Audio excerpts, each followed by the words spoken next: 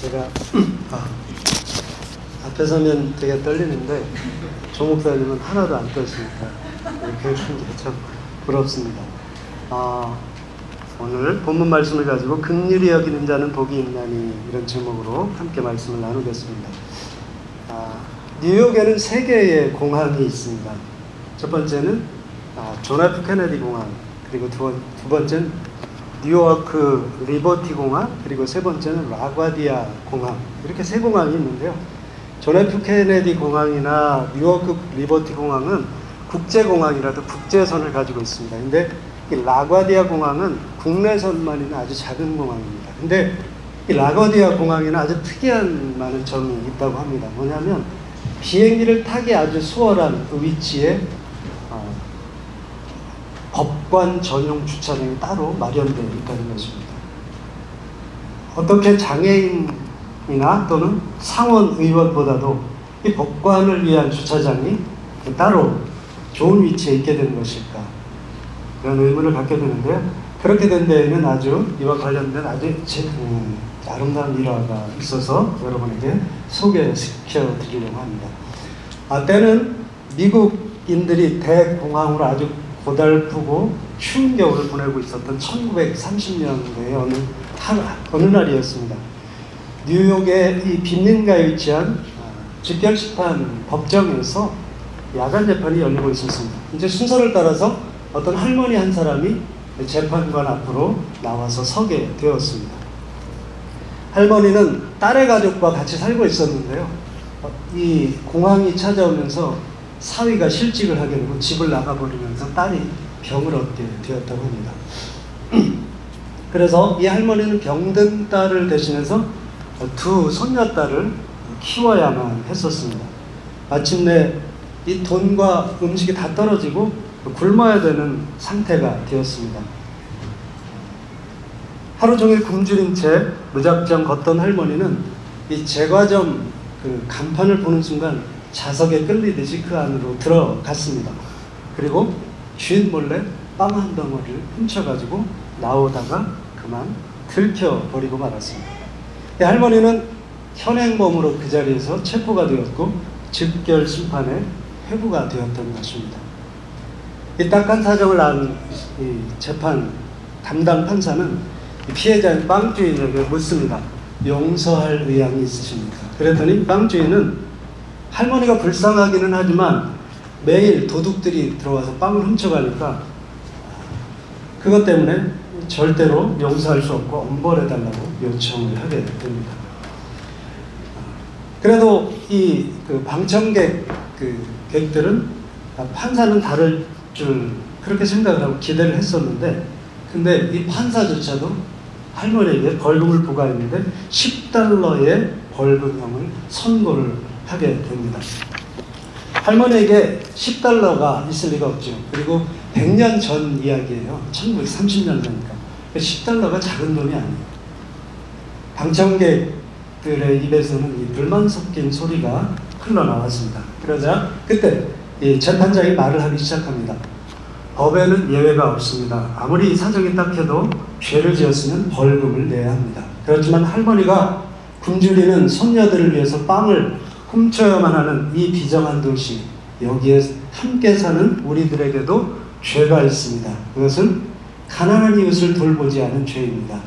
그동안 좋은 음식 많이 먹어온 저 자신이 에게 벌금 $10를 선고합니다. 저의 벌금으로 할머니의 벌금을 대신 내겠습니다. 그리고 이 법정에 있는 뉴욕 시민 여러분에게도 각기 50센트의 벌금형을 선고합니다. 이런 판결을 내렸다고 합니다. 그래서 그리고 나서 판사는 자기 지갑에서 $10를 꺼내서 모자에 넣은 다음에 그 모자를 이 방청석에 돌리기 시작했습니다. 50센트의 벌금형을 선고받은 이 방청객들은 그 처벌을 기꺼이 받아들였다고 합니다. 말이 벌금이지 사실은 할머니를 위해서 따뜻한 기부금을 내달라는 그런 요청이었기 때문입니다. 아마 모르긴 몰라도 빵가게 주인도 벌금을 냈을 것이라는 생각이 듭니다. 판사는 그 중에서 $10를 제외한 $47 50센트를 할머니에게 건네주었습니다. 이 이야기는 이 라과디아 판사가 뉴욕시의 그 판사로 재임할 때 있었던 일이라고 합니다. 그런 긍휼의 마음으로 시민들을 사랑했던 이 판사를 기리기 위해서 공항 이름을 라과디아 공항이라고 지은 것이라고 합니다.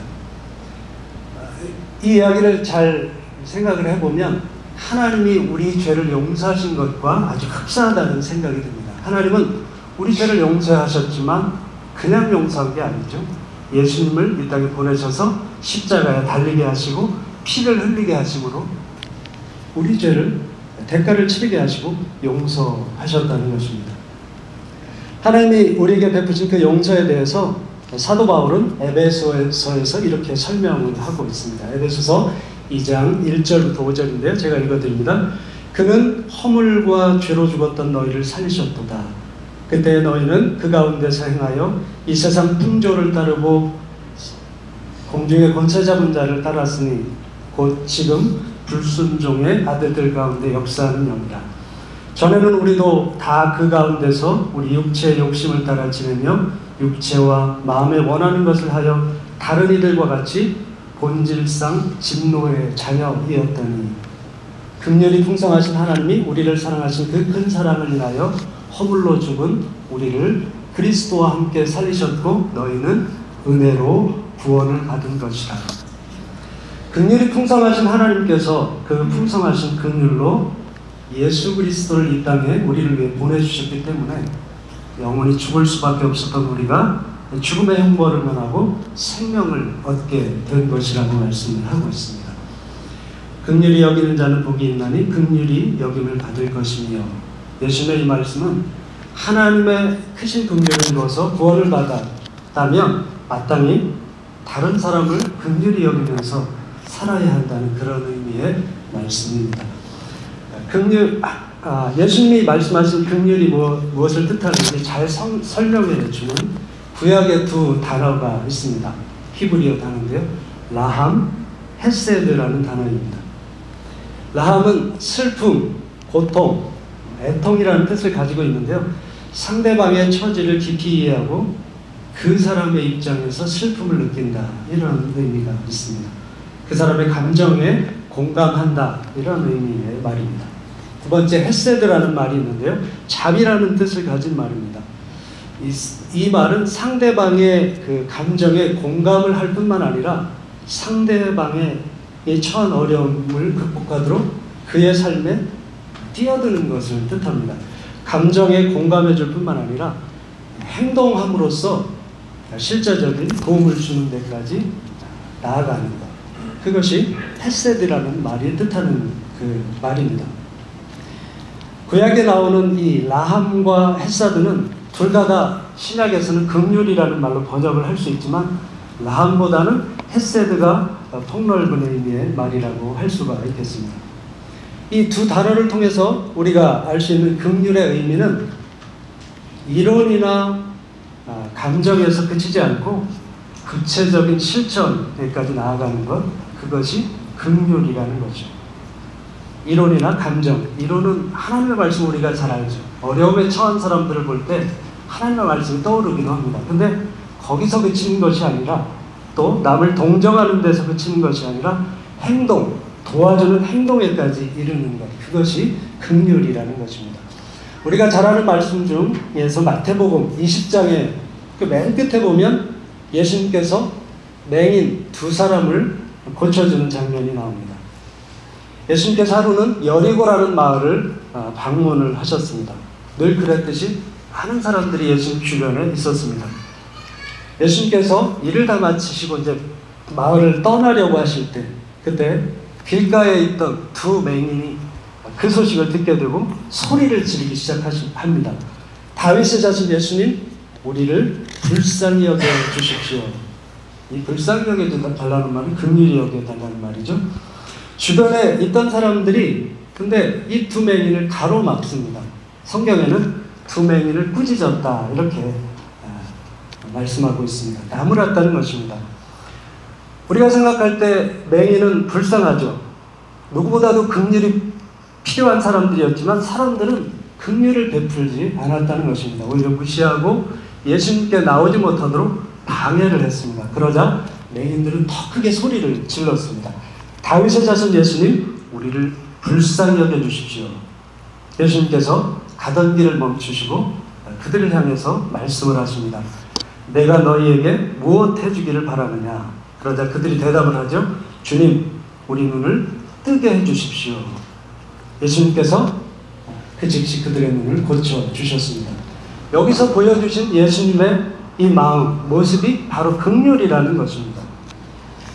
예수님은 맹인을 보면서 얼마나 불쌍한, 불편한 일이 많을까?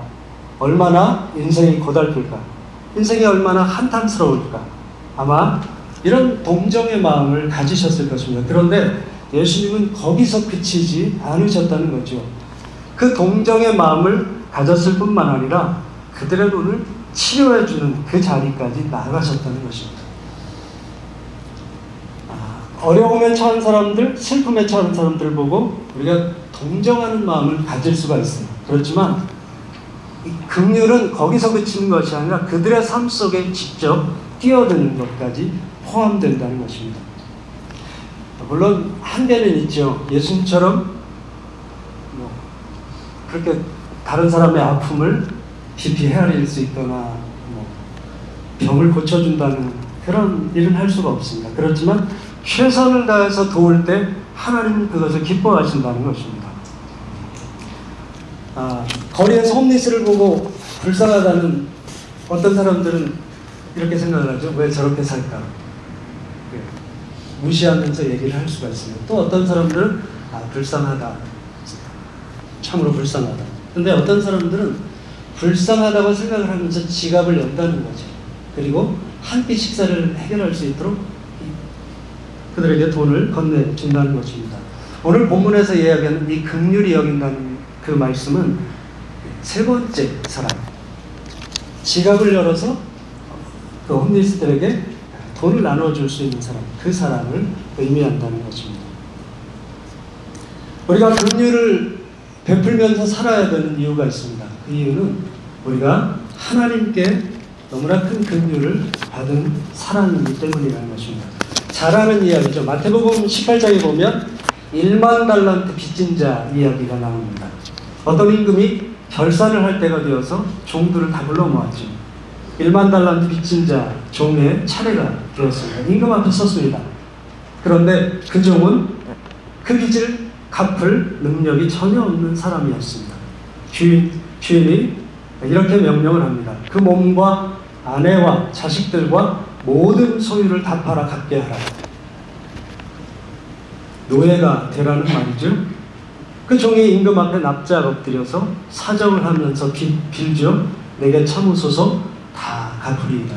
그렇지만 이 종의 사정을 뻔히 안 이 임금은 그를 긍휼히 여겨서 그 모든 빚을 다 탕감시켜주죠.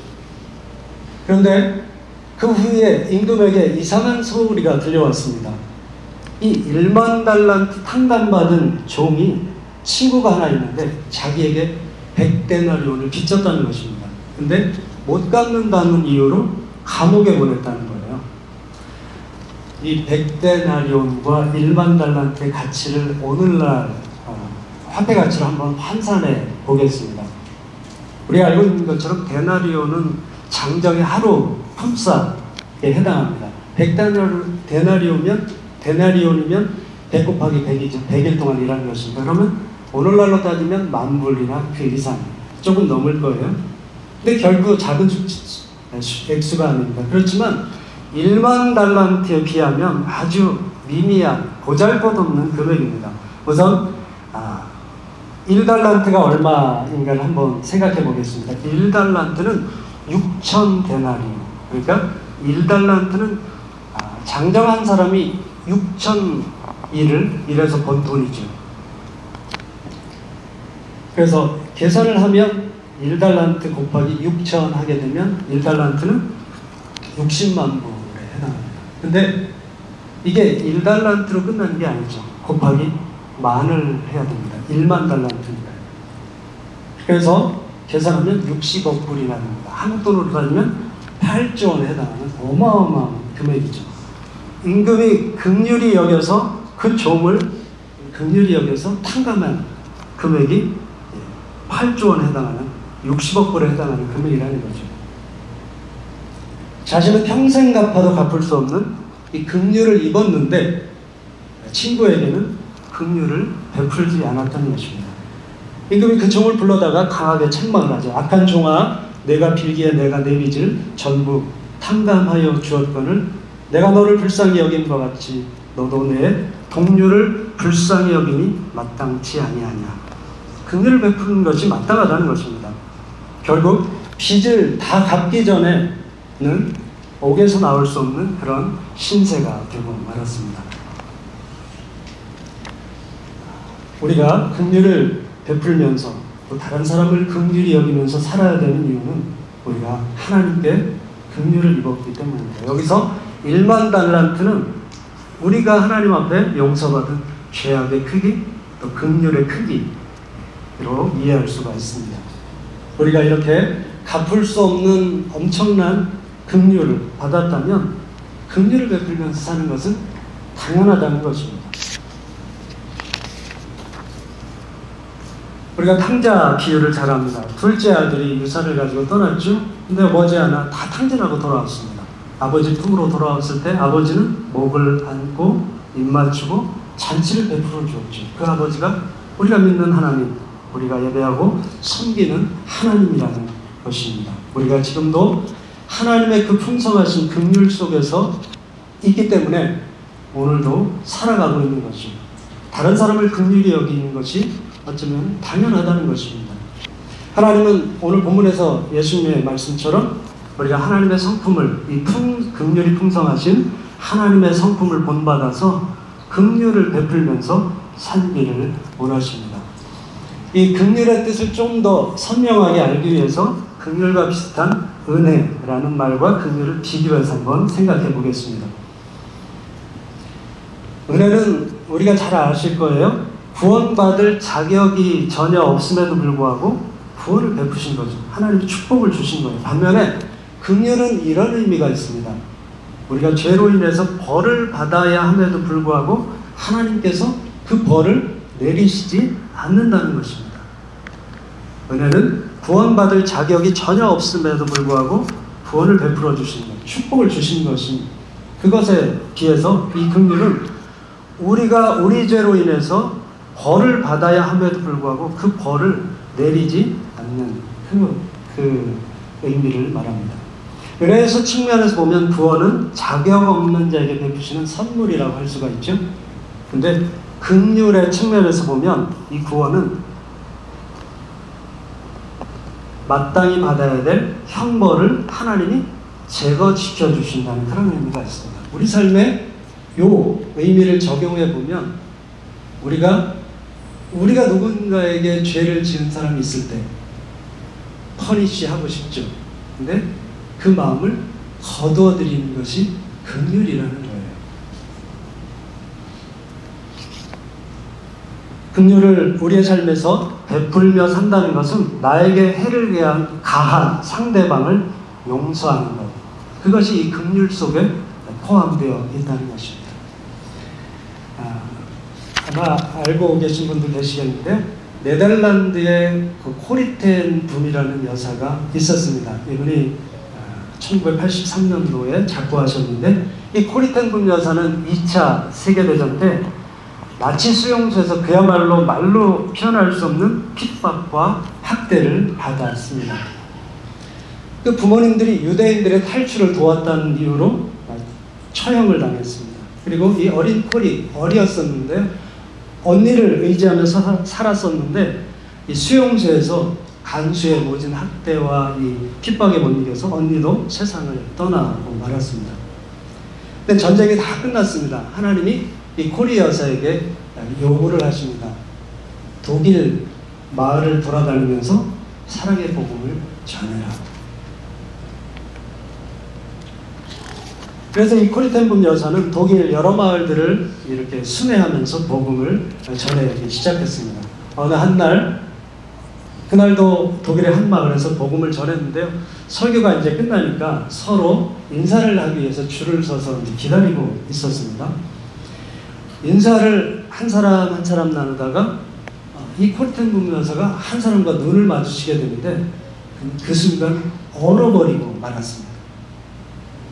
왜냐하면 그 사람은 다름 아닌 자기를 고문하고 언니의 목숨을 빼앗아간 간수였기 때문입니다. 원수를 만난 거죠.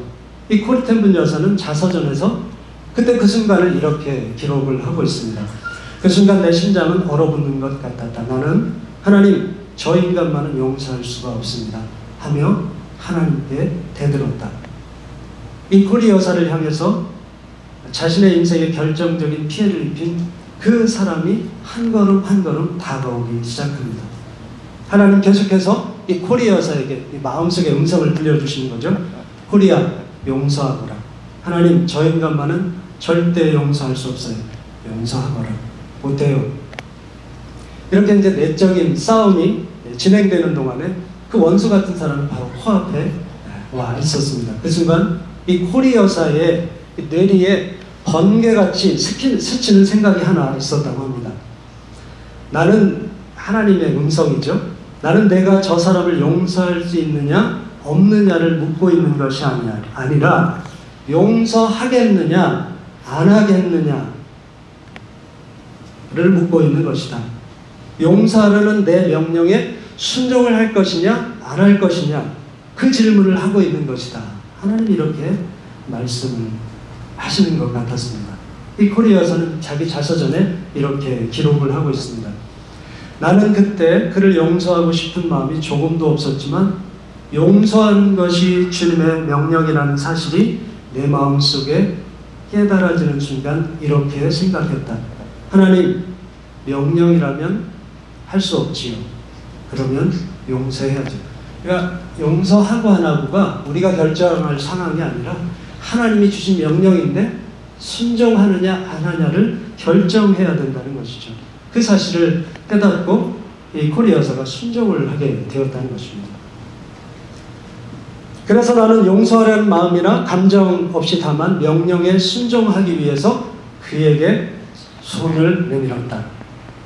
그런데 놀라운 것은 내가 명령에 순종하여 손을 뻗고 그를 안는 순간 주께서 내 마음속에 그를 진심으로 용서할 수 있는 마음을 부어주셨다는 것이다. 마음에 작정하고 그냥 발걸음을 떼어놓았더니 그 마음에 용서하는 마음은 하나님이 부어주셨다는 것입니다. 순종이란 하나님의 말씀 앞에서 내 의지를 내려놓는 것이죠. 우리 감정이 아니라 의지를 하나님께 드리는 것입니다. 말씀을 순종하기로 결단할 때 감정조차도 바뀌어진다는 것입니다. 사랑 안 하고 용서하고 안 하고 감정에 따라 결정하는 것이 아니라 하나님의 명령에 순종하기로 결심할 때 하나님께서 그 마음에 용서의 마음, 그 감정도 부어준다는 것입니다. 오늘 본문을 통해서 예수님은 우리에게 말씀하고 계시죠. 우리가 누군가에게 긍휼을 베풀면 우리 삶에, 우리의 인생 가운데 하나님의 긍휼이 임할 것이라고 말씀합니다. 하나님의 긍휼이 임하면 얼마나 감사하겠어요. 사실 저는 가끔은 내가 살아있는 것도 하나님의 긍휼 때문이 아닌가 이런 생각을 하게 되는 이유는 왜냐하면 수없이 잘못하고 넘어지고 자빠지고 누군가를 미워하는데 그럼에도 불구하고 신앙생활을 할 수 있고 또 신앙의 또 믿음의 사람들과 함께 교제하면서 이 세상을 살아갈 수 있다는 그 사실이 때로는 하나님의 긍휼 때문이라는 이런 생각을 하게 됩니다. 긍휼은요, 아내가 남편을 보고 또 남편이 아내를 보고 당신도 참 안 됐다 하면서 안아주는 것이라고 누가 글로 썼더라고요. 제가 공감이 갔어요. 그리고 부모가 자녀를 보고 참 안 됐다 하면서 안아주는 이게 긍휼이라는 것입니다. 때로는 자녀들이 거꾸로 자녀들이 엄마를 아빠를 보고 엄마 아빠도 참 안 됐다. 왜냐하면 세상이 살기 힘들거든요. 그리고 자기를 보면 나 같은 자식 키우느냐고 참 고생한다. 이런 마음이 품고 부모를 받아주고 안아주는 게 이게 긍휼이라는 것입니다. 성도가 또 다른 성도를 보고 또 집사님이 또 다른 집사님을 보고 참 안 됐다 하면서 받아주고 품어주는 게 이게 긍휼이라는 것입니다. 또 사역자분들은 성도들을 향해서 또 성도들은 우리 사역자분들을 향해서 참 안 돼. 왜냐하면 우리 안에 부족한 게 너무 많거든요. 예, 그게 보일 때가 있는데 그때도 사실은 우리가 받은 하나님 앞에 받은 이 긍휼을 생각하면서 참 안 됐다 이런 마음을 가지고 품어주는 게 그게 이 오늘 본문에서 얘기하는 긍휼을 베풀면서 긍휼히 여기면서 사는 삶이라는 것입니다. 험한 세상 살아가기가 쉽지 않지 않습니까? 그죠? 경험해 보셔서 아셨죠? 코로나 때는 더 힘들었습니다. 그리고 잘 생각하면 쉴 틈도 없지 않습니까? 자녀들을 위해서 렌트비를 또 생각하면서 또 자동차 페이먼을 생각하면서 힘들어도 일해야 되잖아요. 그러니까 떠밀려서 가는 거죠. 좋아서 하는 일보다는 해야 하기 때문에 하는 일들이 많은 것이 우리의 인생이 아닙니까? 그러니까 모두가 다 안 됐다는 거죠. 때로는 나도 어쩌지 못하는 내 안에 버리고 싶은 그런 미운 모습들이 얼마나 많습니까? 근데 안 된다는 거예요. 자꾸 튀어나오고 보인다는 거예요. 아마 그런 분들이 있을지 몰라요. 저도 예전에 그랬는데 나는 아버지처럼 살지 않을 거야. 근데 어느 날 어떤 분이 자신을 보니까 술 먹고 아내를 때리고 있더라는 거예요. 아버지가 했던 모습 그대로 살고 있다는 거예요.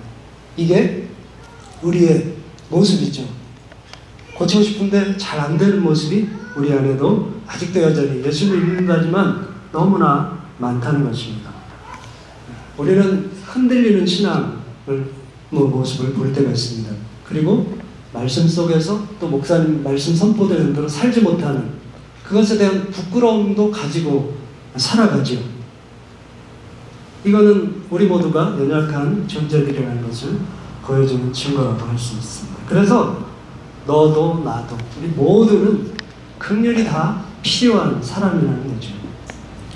그렇기 때문에 서로 긍휼히 여기고 받아주면서 살아가는 것이 하나님께서 가장 기뻐하는 모습이라는 것입니다. 하나님의 사랑을 경험한 사람들은 긍휼을 베풀며 살아갑니다. 하나님의 은혜를 경험한 사람들은 긍휼의 열매를 맺으면서 살아갑니다. 왜냐하면 이 긍휼에 풍성하신 하나님이 그 사람 속에 살아서 거하시면서 또 역사하시기 때문입니다. 서로가 서로를 긍휼히 여길 때 그것은 천국이 됩니다. 서로가 서로를 긍휼히 여길 때 그 가정은 천국이 임합니다.